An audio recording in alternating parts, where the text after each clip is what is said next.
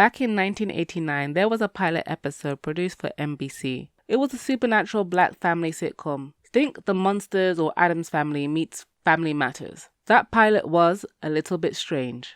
So you think you have a house full of monsters? We'll never be the Huxtables. Well, meet the Masters. They have a whole family of them. TJ's a warlock. My daughter's a witch. Then what's your thing? I'm a sorcerer. It's a comedy premiere for the entire family. Okay, so we're a little bit strange. Next Sunday.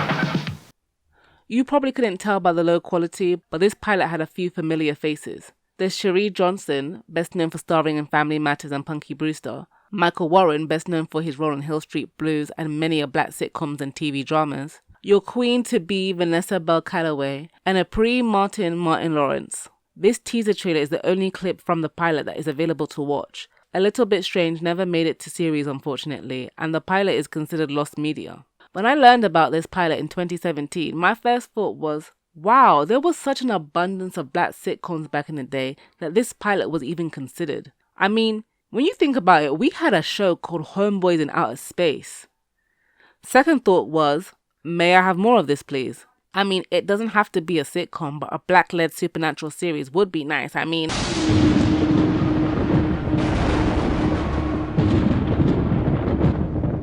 Oh, what's this?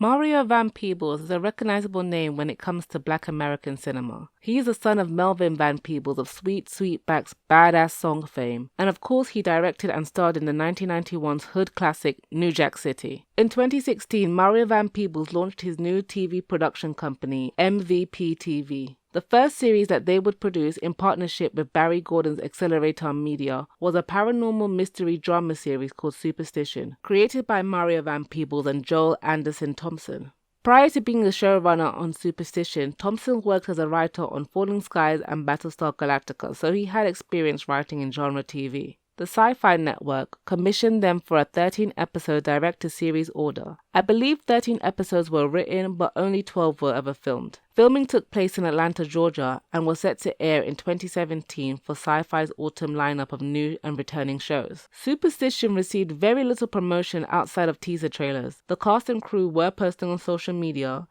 and Mario and Morgana Van Peebles did a few interviews together which were quite cute. But that was it. There were no behind-the-scenes featurettes or interviews with the other cast members talking about their characters, and none of the cast were at any type of conventions. Superstition premiered on Friday at 10 p.m. on October 20th, 2017, right after Z Nation, which was in its 4th season. Z Nation was one of the network's more popular series, so I suppose they were hoping that the Z Nation audience would stick around for this new series. It seemed to have been working, however, Episode 6 would be the last episode to air on Fridays at 10, as the show would have a week off due to Thanksgiving and would be moved to the time slot of Thursdays at 11 p.m, right after Ghost Wars, another one of Sci-Fi's new autumn 2017 shows starring Avin Jogia. Thursday night was also home to another one of Sci-Fi's more popular series, Wynonna Earp, which was in its 2nd season. Perhaps the network thought that Wynonna Earp's audience would stick around to watch these two new shows. They didn't.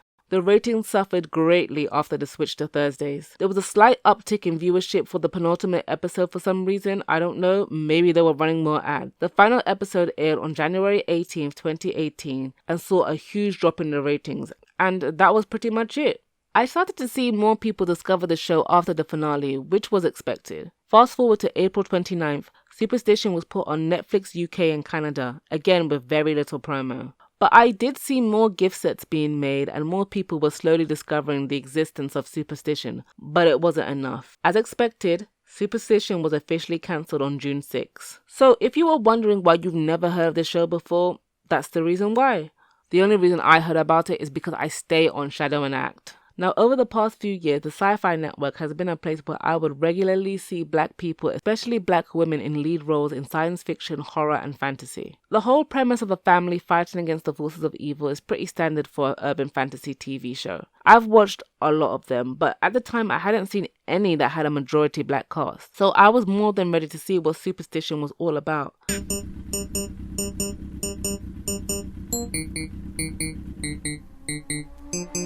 The series follows the Hastings family in the fictional town of La Rochelle, Louisiana, where they own and operate a funeral home and cemetery which doubles as the town's morgue. Unbeknownst to the residents of La Rochelle, the Hastings are a family of demon hunters that work tirelessly to protect the town and the world from evil forces known as the Infernals.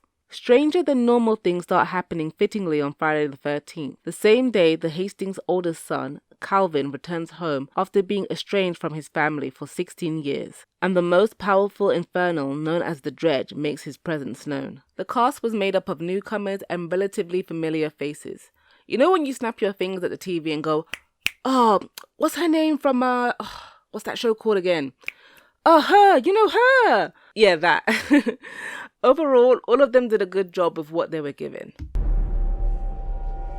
But you ain't gotta get ready if you're born ready. Brad James plays Calvin Hastings, the eldest son. He left the Hastings home 16 years ago to join the Marines after the death of his younger brother Arlo at the hands of an infernal. Calvin's decision to return was because he had a vision of his father's death and wanted to prevent it, and undergoes training to become a stronger warrior to protect his family. Calvin harbors a lot of guilt regarding Arlo's death and resentment towards his father. He's dealing with a lot of generational animosity, not only with his father, but with his daughter, who he only came to learn about upon his return.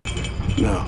We improvise, we adapt, we overcome. Isaac, played by Maria Van Peebles, is the head of the Hastings family and wields the Key of Solomon, a mystical ancient relic that imprisons infernals. We learn that Isaac has actually been around since the Crusades. He's a 778-year-old immortal, formerly known as Rizan the Moor, a skilled knight and warrior of Saladin. He acts as a mentor to Calvin and even passes down the Ring of Solomon to him. The immortal as a character is often depicted as a brooding, wandering loner, a person who hates their own immortality because they outlive everyone around them. Even living with other immortals doesn't stop them from feeling lonely and apathetic about their continued existence. Isaac isn't really like this. He's strict when he's training Calvin, but overall he's a loving father and husband who makes dad jokes about his own immortality. In episode 3, we're introduced to a half-infernal, half-human character, James, who is an old acquaintance of Isaac. He reveals to Calvin that Isaac has had many children over the centuries, to Calvin's surprise. I personally have never seen any work where an immortal character has had a child after they gained their immortality, let alone multiple ones over the lifetime that they have been around. Isaac seems to be the romantic type anyways, so it makes sense that he's settled down a few times. It would have been really nice to hear him talk about his other children and what it must have been like for him to watch them grow old and die while he didn't. I was really curious about this. Did Isaac have a child in, say, the 1800s? And did that child have a child? Is there a descendant of Isaac's that is running around who's Calvin's age? Does Calvin have a 30-year-old great-great-great niece? I would have loved to see them explore all of that. I feel like I should make a joke about Highlander since Maria Van Peebles played an immortal in Highlander 3, but I never watched any of them, so there can only be one. With any family, with this family especially, better to not know some things to keep you safe. Beatrice B. Hastings, played by Robin Lee, is my favorite character on the show. She runs the family funeral service and is shown to be an empathetic and caring soul that gives the dearly departed their respectful and deserved homegoing. She comforts the grieving family members of the dead and is just a sweetheart. She's also not one to be messed with. You want to get your fight on? Come on up to the women's department. So Beatrice is a witch, I think. She practices different types of magic and brews herbal potions and remedies. We see her doing a possibly Nubian magical ritual. I think she practices Jamaican Obeah as she was speaking patois while she was mixing some herbs. And of course, some good old Louisiana hoodoo root work. Basically, B is skilled in everything that she does. The relationship that she and Isaac have is just the sweetest thing. They are so much in love. They clearly went to the Gomez and Morticia Adams school of keeping the romance alive in a marriage. Lee and Van Peebles have great chemistry together. Isaac just adores her. You get the sense that because he knows just how short a human lifespan can be, he wants to spend every moment worshipping the ground that B walks on. We love to see it. I just wish we got to see how B and Isaac met and how she came to accept his immortality. B also comes from a supernatural family, but immortality is something else. And how she came to accept all of that, I actually want to know. For revenge. It's not all about you, soldier boy. I did that to protect Garvey. What do I look like using my child to tether a man to my life who didn't really want to be in it? Mae Westbrook, played by Demetria McKinney, is the chief of police in La Rochelle. She works closely with the Hastings and covers up the paranormal goings-on that occur in the town. She and Calvin were once high school sweethearts. Unbeknownst to him, she was pregnant with his child. Mae chose not to tell Calvin as he was consumed with grief and left town. Now that Calvin has returned, Mae struggles with the choice that she made in keeping Garvey's existence a secret from him. Mae and Calvin are in this weird space. They still have feelings for each other, and throughout the show they're working through all of that and trying to do what's best for Garvey. Mae is a capable woman. She may not have all the mystical knowledge like the Hastings have, but she does know enough to keep herself and her daughter safe. She often struggles to toe the line of her duty to the townsfolk and bond with the Hastings. Then welcome to your most weak-ass thing. Because I'm the daughter you left behind.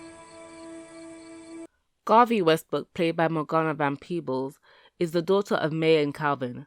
Garvey is a very self-assured and opinionated angsty teenager. She works at the funeral home playing the piano, and she's also coming into her own magical abilities. Garvey has a strained relationship with her father. She feels abandoned by him, and most of her arc is going back and forth between resenting him, yet also trying to build a relationship. Garvey also has a boyfriend, Russ. This one. We meet him in the first episode and I thought he was a one-off character, but no, he is her boyfriend, which was really surprising because he seemed like the dorky best friend with a crush type. They didn't have that much chemistry and the acting was, The scenes where it was just the two of them were the hardest to get through. I found myself tuning out and just not caring. This was Morgana Van Peebles' first major role. She had small parts in web series and 2 movies produced and directed by her father. Her acting felt quite stilted, but this could be due to a lack of experience. We have to get all 13 coins to break the curse. So we have to get those coins off the streets or a lot of people will die. Tilly is a medical examiner and a Wiccan. As you can tell, she's the quirky forensic specialist or tech person type that we have seen before in NCIS and Criminal Minds. Tilly works with the Hastings to prepare the bodies for the funeral service, and she also examines the bodies of those killed in unexplained ways to determine if it was a result of an infernal threat or not. She's very much part of the family as she's estranged from her coven and has a checkered past that is hinted at by the mysterious storytelling trickster Auntie Nancy, played by Jasmine Guy. I guess black do crack. The Dredge is the series' big bad. He's an ancient old evil that many Infernals consider their leader. He is known by many names. He is Death the Destroyer. I am the walrus. Cuckoo Cachoo. So because humans are destroying the earth, it has created an imbalance in the natural order, and the Infernals want to tip the balance towards their sides by destroying humanity. Listen, Dredge, if you and your crew went after 20 companies instead of some random person who took an extra long shower, you could really make a difference in the world. There's these 2 tax-dodging billionaires having a stupid space race. Redirect your energy to them. The first time I watched, this confused me. I thought the demons were some type of environmentalist or something. After rewatching, I guess they are of the mindset that humans created an imbalance in nature and they are weak, so it makes no sense for them to be at the top. The internals should be the ones running shit because they're stronger. Okay. So the Dredge wants to gain power and invulnerability, and to do so he needs to perform a ritual that involves the Ring of Solomon and unleashing an army of Infernals. Now the Dredge is an entity that possesses people. He first shows up as W.L. Brown in a cowboy hat, hamming it all the way up in episode 1.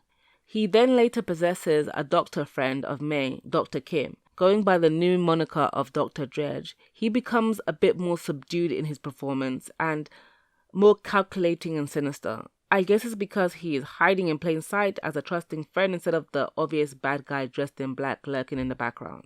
Seeing how they hyped him up, I was wondering if they were planning on the Dredge to be the ultimate villain throughout the entire show, or if he would be replaced by a bigger baddie.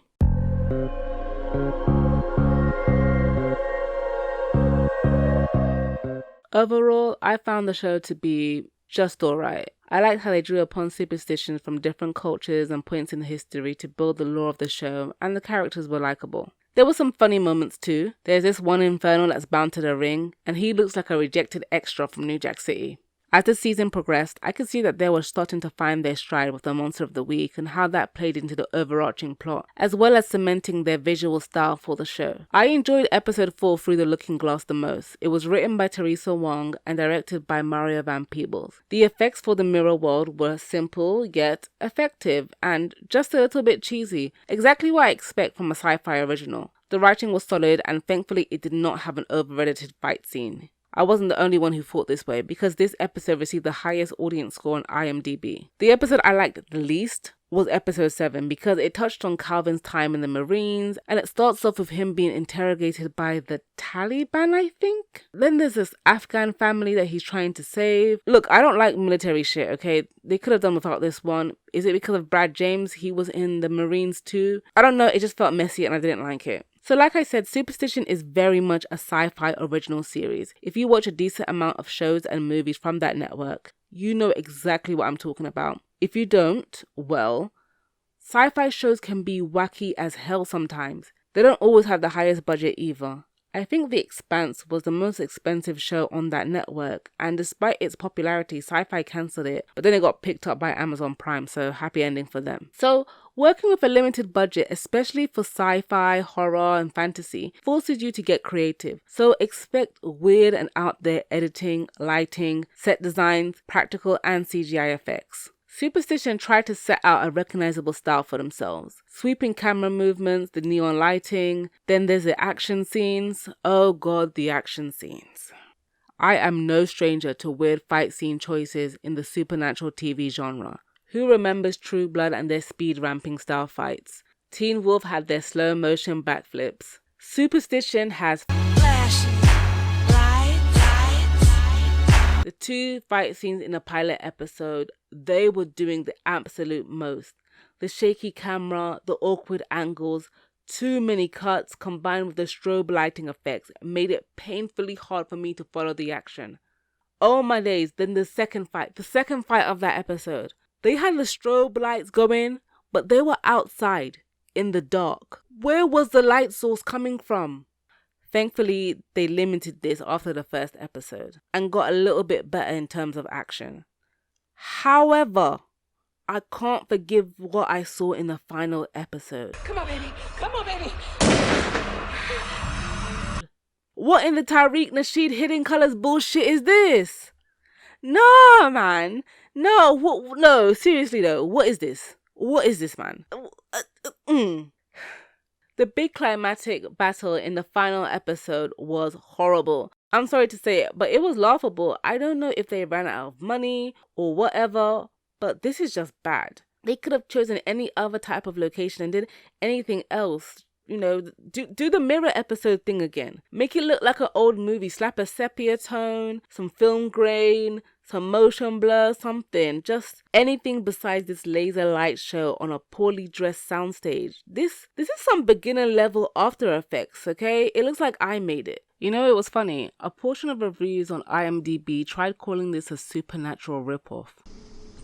You got an arsenal all laid out back there like Sam and Dean? I don't understand how they got there because they are nothing alike. First of all, there are women on the show who are main characters, okay? This series is set in a town. The family is not traveling around. There's also a larger intergenerational family dynamic, not just 2 brothers. And like I mentioned earlier, a family, blood related or not, fighting against evil paranormal forces is nothing new at all.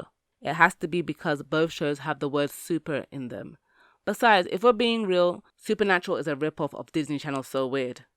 The show received mixed reviews from audience and critics alike. The general consensus was that a rough start and a baffling finale, but overall a fun and cheesy show that fits in well amongst its network siblings like Z Nation and others. After some digging through social media, I could see that there was a growing and invested fan base that were really upset that the show wasn't promoted and was taken off so quickly. People did play the blame game to explain why it was cancelled. It was word for word the exact same thing I saw people doing with Still Starcross. Tell me if any of this sounds familiar. People say they want diverse shows, but when they're made, they don't watch it. Why wasn't this trending amongst Black Twitter? If it's not about love and hip-hop or basketball wives, nobody cares.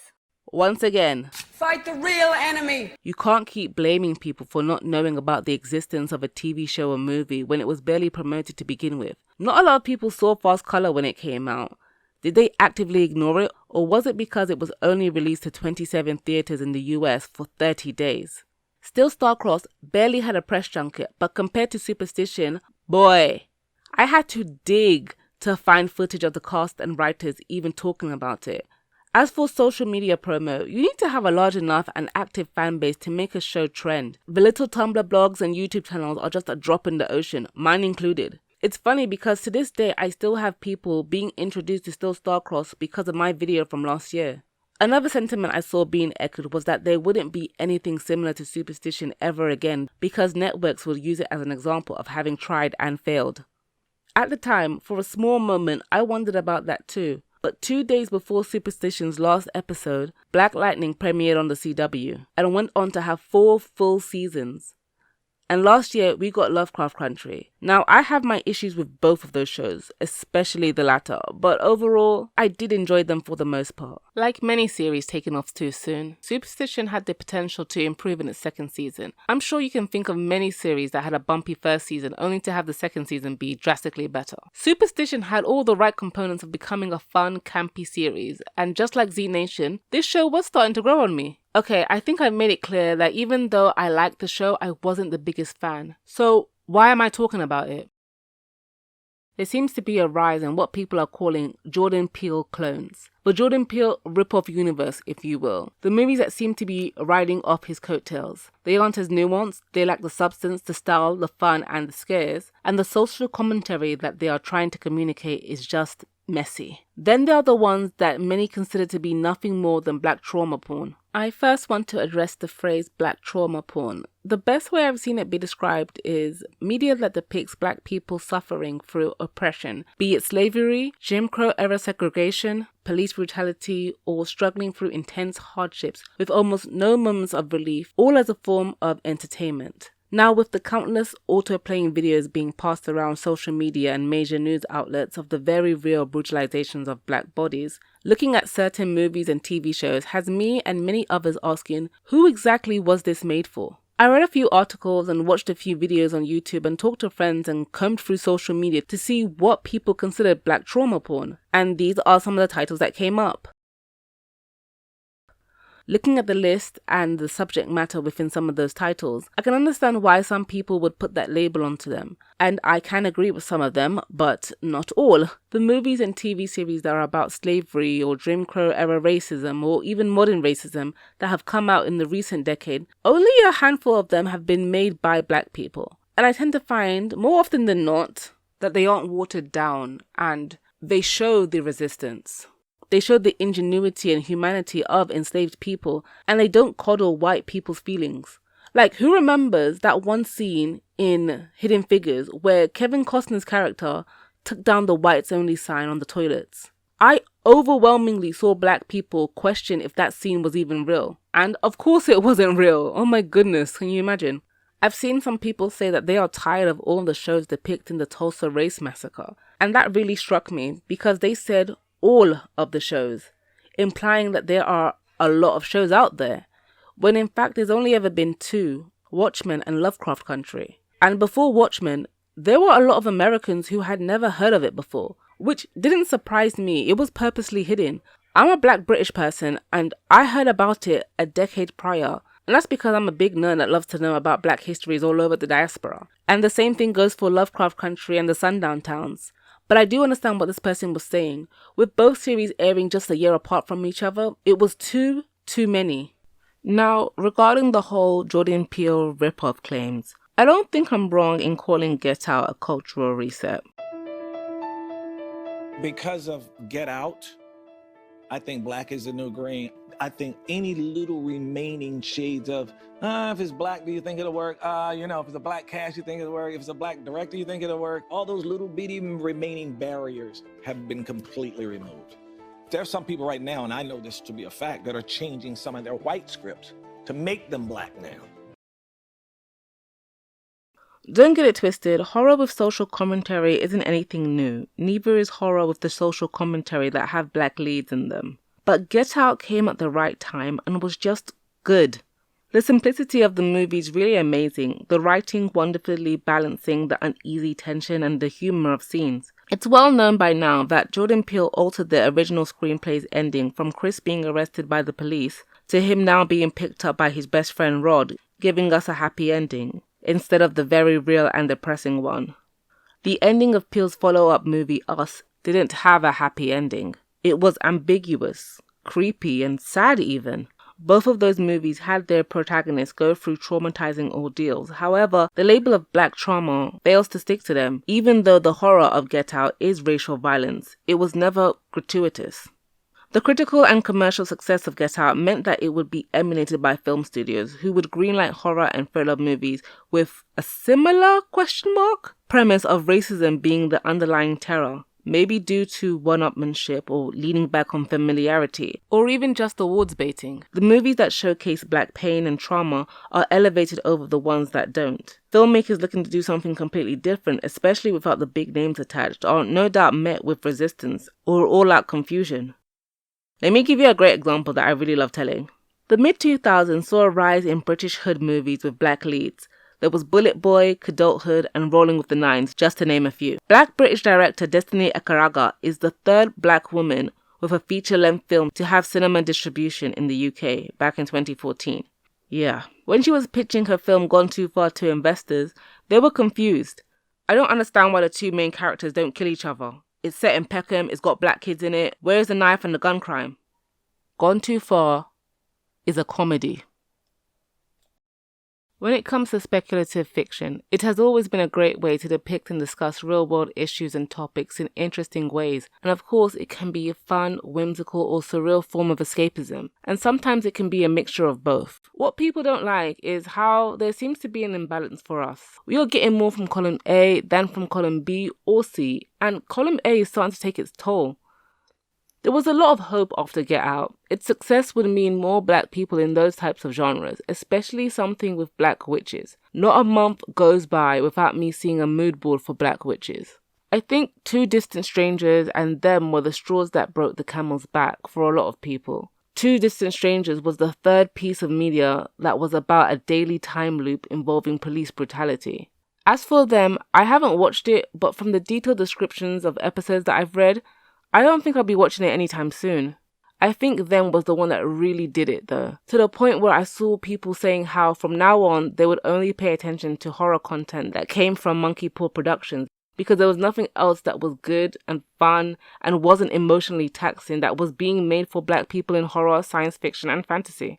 This brings me back to Superstition, this little corny sci-fi show that damn near nobody heard about. The year it debuted, 2017, there were 218 new shows that also debuted in the US alone. That's a lot. Plenty of them are going to fly under your radar, especially sci-fi originals, because not everyone is really checking for the sci-fi network for their scripted content. Myself included. I just used to watch Face Off. But it took Abby being killed off on Sleepy Hollow for me to even give Z Nation another try, which made me start paying more attention to sci-fi. But they've been fumbling lately by not promoting their shows and then cancelling them way too soon.